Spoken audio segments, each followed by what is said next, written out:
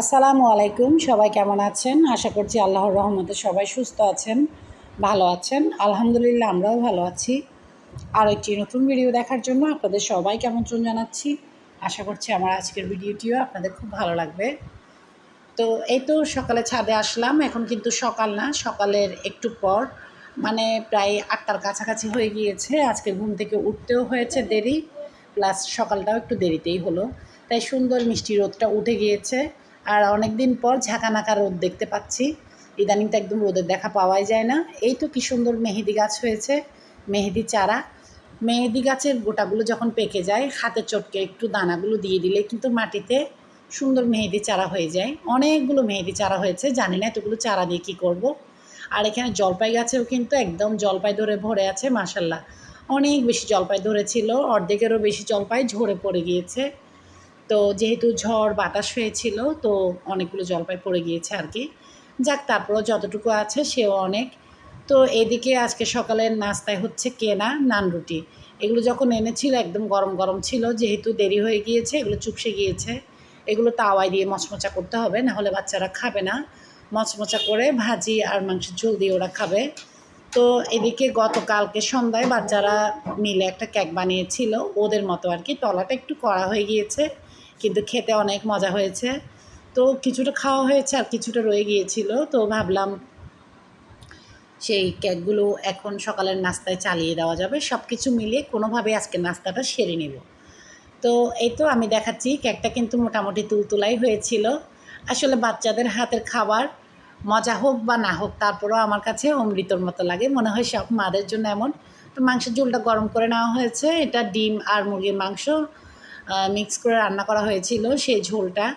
তো এখন আমি নাস্তা খাওয়ার পর বাসিঘরের বেশ কিছু কাজ করে নিয়েছি। কাজ তো আর একটা দুইটা না, এটা ওইটা সেটা করে কিন্তু অনেকগুলো কাজ থেকেই যায়। তো এখন আমি দফালাগুলো করে নিব। এই কাজটা শেষ না হলে কিন্তু কাজ শেষ হয়েছে মতো লাগেই না। এটা অনেক গুরুত্বপূর্ণ কাজ, আর এই কাজটা না কখনো শেষ হয় না। শেষ করার পরে দেখা যাচ্ছে কি আরেকটা কিছু করব, একটা দুইটা করে করে আবার এতগুলো দফালা হয়ে যাবে। তো এই তো এখন আমি এগুলো করে নিচ্ছি। এগুলোর পরে কোন কাজটা করব সেটা কিন্তু এই কাজটা করতে করতে মাথায় সেট করে রেখেছি।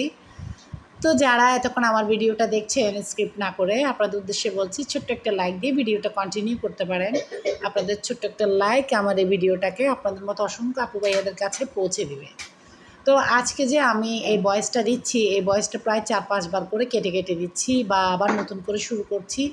একবার আমার মন মতো হচ্ছে না, এত বেশি ঠান্ডা লেগেছে আর বুক ব্যথা কী বলবো। আজকে ৩-৪ দিন ধরে খুবই অসুস্থ আমি আর আমার আয়াত, দুইজনই অসুস্থ। তো গলা ব্যথা, জ্বর। আর জ্বরটা না একদম ফাটাফাটি জ্বর আসে না, চোরা জ্বর যেটাকে বলে, ভেতর ভেতর থেকে জ্বর, মুখটা তেতো হয়ে আছে, কোনো খাবারের রুচি নেই। তো অসুস্থতা হলেও কিন্তু কাজের কোনো মাপ নেই, মাদের তো নিরলস কাজ চলতেই থাকে। অসুস্থতা এটা আমাদের জন্য কি বলে একটা শুধুমাত্র কথার কথা, এটা কখনো অনুভব করার মতো সময় মনে হয় রাখি না আমরা যে আমরা অসুস্থ। অনেক সময় দেখা যায় কি খারাপ লাগছে, শুয়ে পড়ি, বলি যে না আর কিছু করতে পারবো না। যেই শুনবো যে বাচ্চারা ক্ষুধা লেগেছে বলেছে, সাথে সাথে মনে হয় যেন সুপারম্যান হয়ে যায়, মানে সুপার মম। তাড়াতাড়ি করে উঠে কীভাবে কী করে দেওয়া যায়। নিজের ক্ষুধা লাগলে ক্ষুধা পেটে নিয়ে কিন্তু পড়ে থাকি, দূর করে খেতে ইচ্ছে করে না। কিন্তু বাচ্চাদের জন্য আর বসে থাকা যায় না। ইস, আমার বাচ্চাটার বুঝি ক্ষুধা লাগলো। এমনকি বাচ্চারা এত বড় হয়ে গিয়েছে, তারপরেও যখন আমি ভাত খেতে বসি সেই টাইমে ওরা কলেজে বা কোচিংয়ে বা স্কুলে থাকে, আমি কখনো ভরপেট ভাতটা খেতে পারি না। যেহেতু আমরা রাতে ভাত খাই না, দুপুরে তো একটু ক্ষুধাটা লাগেই, একবেলা ভাত খাওয়া হয়। তারপরেও না খেতে বসে শুধু বারবার মনে পড়ে বাচ্চাটা কি নাস্তা খেয়েছে কি খায়নি, টিফিন খেয়েছে কি খায়নি। মা হওয়া বড় জ্বালা। তো এই তো মুদির বাজারগুলো দ্রুত হাতে গুছিয়ে নিয়েছি, আর কিছু সিদ্ধ চালা নিয়েছি বিরিয়ানি খাওয়ার জন্য। তো এর ফাঁকে আরও কিছু কাজ করে নিয়েছি, আর রান্নার ভিডিও দেখাতে পারলাম না। আমি এখানে আমার জানুকে ভাজা করেছি, মানে কচু ভাজা করেছি, আমরা তার খোসা আর চিংড়ি শুটকি দিয়ে। গত ভিডিওতে দেখেছেন কচু আমার জানু। তারপর এদিকে পটল ভাজা করেছি আলু দিয়ে, এটা বাচ্চারা খাবে পটল ভাজাটা, আর কচু খাবো আমি আর আমার জামাই। তারপর এদিকে নাইলটিকা মাছ, পেটির মাছ, আর কি বলে লেজের অংশ, এইসব কিছু আমি বসা ঝোল দিয়ে আলু দিয়ে টমেটো দিয়ে রান্না করছি। এটা বাচ্চারা খাবে, তবে ওদেরকে কাটা বেছে দিতে হবে। আর আমাদের জন্য রান্না করছি অন্য কিছু। তো এই তো এগুলোতে আরেকটু ঝোল দিচ্ছি, এগুলো যখন আরেকটু টেনে যাবে তখন ধনেপাতা দিয়ে নামিয়ে নেব। আর কি বলবো, আমি যখন রান্না করি, রান্নার শুরুতে প্রথমে চিন্তা করি এটা যে বাচ্চারা কি খাবে, তারপরে অপশনাল হচ্ছি আমি কি খাবো সেটা। আর যেহেতু দুপুরবেলা আমার জামাই ঘরে ভাত খায় না, তো ওর কথা তো তেমন একটা মাথায় রাখতে হয় না যে ও কী খাবে, কিন্তু বাচ্চাদেরটা মাথায় রাখতে হয়। এদিকে মাছের মাথা দিয়ে রান্না করছি কাঁকরোল। কাঁকরোল আমার বাচ্চারা খায় না, ওরা শুধু কাঁকরোল ভুনাটা খায়, কাঁকরোলের অন্য কোনো আইটেম ওরা খায় না। তো বেশিরভাগ সময় দেখা যায় কি বাচ্চারা যেটা খায় না সেটা রান্নাই করতে ইচ্ছে করে না, সেটা আমার হাজার পছন্দের হলেও। তো দুপুরে খাওয়ার পর, ভাত খাওয়ার পর আমি খাওয়ার জন্য নিয়ে নিচ্ছি আমলকি, শুকনো আমলকি। আমি এগুলো সারা বছরের জন্য সংরক্ষণ করি। কিভাবে করি সেটা অনেক আগে আমার একটা ভিডিওতে রেসিপি আকারে দিয়েছি আমি। তো এই আমলকিটা না মুখের ভিতর দিয়ে রাখলে একদম নরম তুলতুলে হয়ে যায়, তারপর চিবিয়ে খেতে ভালো লাগে। আর এটা সারা বছর রাখা যায়, আর এটা তো অবশ্যই মুখের রুচি বাড়ে, আর শরীরের জন্য তো আমলকি সবসময়ই ভালো। তো এগুলো শেষ হয়ে গিয়েছিল, তো বাকিগুলো নিয়ে নিলাম। তো এদিকে আমি পাস্তা রান্না করে নিয়েছি বিকালবেলা, আর সামোসা ভেজে নিচ্ছি। এই সামোসাগুলো বানিয়েছি সেটা তো আমি আপনাদের সাথে আগে একটা ভিডিওতে শেয়ার করেছি। তো এগুলো কার জন্য রেডি করছি আপনারা ভিডিওটা দেখতে থাকেন, পেয়ে যাবেন কার জন্য আমি তাড়াহুড়ো করে নাস্তা রেডি করছি। সকাল থেকে এই জন্যই তাড়াহুড়ো করেছি। তো যারা আজকে প্রথম আমার ভিডিও দেখছেন, আমার ভিডিওর কোনো অংশ যদি এতটুকু ভালো লেগে যায়, পরবর্তীতে নতুন ভিডিও দেখতে চান, তো এখনই সাবস্ক্রাইব করে all button bell button click করতে ভুলবেন না। এতে করে পরবর্তীতে আমি যে কোনো নতুন রেসিপি বা ব্লগ ভিডিও দিলে অবসর সময়ে দেখে নিতে পারবেন, কারণ আপনাদের মোবাইলে নোটিফিকেশানটা পৌঁছে যাবে। তো ঠান্ডা লেগেছে, আজকের ভিডিওটা আমি কেটে কেটে কেটে কেটে দিচ্ছি, আর অস্বস্তি লাগছিল, কথা বলছি কথার তালগোল হারিয়ে ফেলছি। তো টেবিলে আমি এখন নাস্তা দিয়ে দিয়েছি, চুলায় কিন্তু সামোসা এখনও হচ্ছে, আরেক চুলায় চায়ের পানি। তো ওগুলো হতে থাকুক, এদিকে আমি টেবিলে কি দিয়েছি আপাতত সেটাই দেখাচ্ছি। পাস্তা আর পাউরুটি টোস্ট করেছি ঝাল করে। তো ঝাল টোস্ট করেছি কারণ এখানে ডায়াবেটিক্সের পেশেন্টও আছে, ওরা তো মিষ্টিটা খাবে না। আর এখানে পেঁয়াজও ভেজেছি একদম মচমচা করে, পেয়ারা কেটে নিয়েছি। আর এখানে তেহারি, সামোসা তো চুলায় আছে।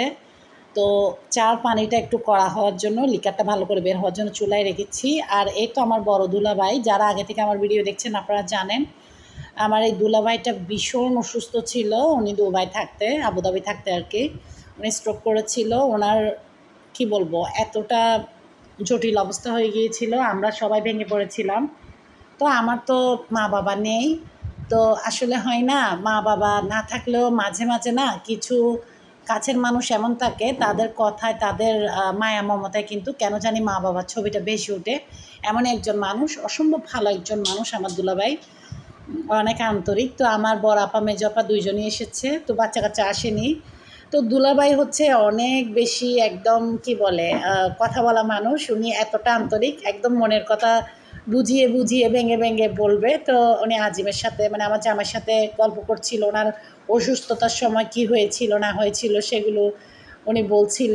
আর এদিকে আপারাও কথা বলছিল, আমি রান্নাঘর আর ডাইনিংয়ে হাঁটাহাঁটির মধ্যে ছিলাম আর কি, আমাকে ডাকছিল বারবার। তো এই তো আসলে যেদিন আমার আপারা আসে বা ভাই বোনরা সবাই একত্রিত হই, ওই দিনটা আমার কাছে ঈদের দিনের চাইতেও বেশি মনে হয়।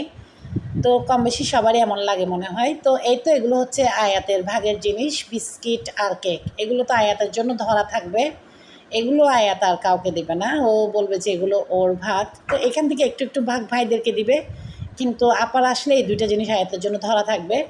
আজকে আয়াতের ভাগের আরেকটা জিনিস আসলো, সেটা হচ্ছে এই তো এই মাছ, এগুলো জীবিত ছিল, কারণ আমার ঘরে কিন্তু নাইলোটিকা মাছটা একটু বেশি খাওয়া হয়, আমি বারবার বলি। তো এই মাছগুলো চারোটাই জীবিত ছিল, জীবিত দেখে এনেছে আপুরা। তো এগুলো দিয়ে আয়াত খেলে, ওরা তো জানে আয়াত কিছুক্ষণ খেলেছিল, পরে এগুলো মরে যাওয়ার পর এখন আমি এগুলো ফ্রিজে রেখে দিব। আর আমরা ছাদে যাব, চাটা কিন্তু ছাদে হাঁটতে হাঁটতেই খাওয়া হবে, কিন্তু ওরা তাড়া দিচ্ছিল যে ফ্রিজে জিনিসগুলো রেখে দাও, নষ্ট হয়ে যাবে, তারপর ছাদে এসো। তো চাটা তো ছাদে খাওয়া হয়েছে, এই যে আমার জামাইয়ের হাতে চায়ের মগ। তো এখানে আলোচনার বিষয় হচ্ছিল পদত্যাগ, কারণ এখন তো খুবই ভাইরাল পদত্যাগ। তো বলছি এদিকে আমার জামাইয়ের হাতে চায়ের কাপ নিয়ে আমি যখন মোবাইলটা ধরিয়ে দিলাম যে একটু ভিডিও করো, আজকে আপনাদেরকে প্রমাণ দিচ্ছি আমার জামাই ভিডিও করার ক্ষেত্রে কতটা আনাড়ি। ও ভিডিও কি করছিল আমি বুঝতে পারছিলাম না, সবগুলো পা, এখানে পায়ে ভিডিও করার কি আছে আমি বুঝলাম না।